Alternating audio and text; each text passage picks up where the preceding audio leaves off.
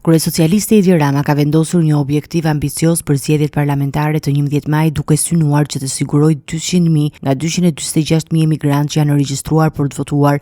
Ky plan i shpalosur nga Rama gjatë një takimi me kandidatët e mazhorancës për qarkun e Tiranës ka për qëllim të rrisë mbështetjen e Partisë Socialiste dhe të shtojë forcën e saj politike në zgjedhje.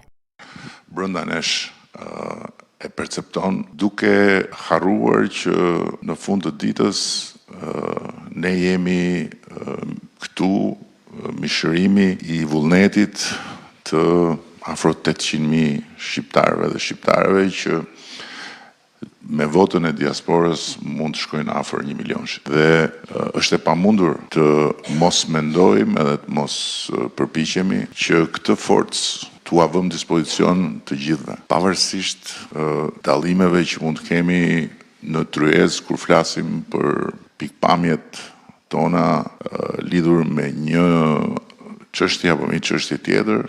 Në fund ne duhet të jemi të gatshëm që Partinë Socialiste t'ia vënë dispozicion të gjithë atyre që duan të realizojnë dhe që ndajnë me ne qëllimet e mëdha. Në zgjedhjet e vitit 2021, pjesëmarrja e votuesve ishte e lartë me Partinë Socialiste që mori rreth 770.000 vota, ndërsa aleatja e saj, PSD-ja, mori rreth 30.000 vota të tjera.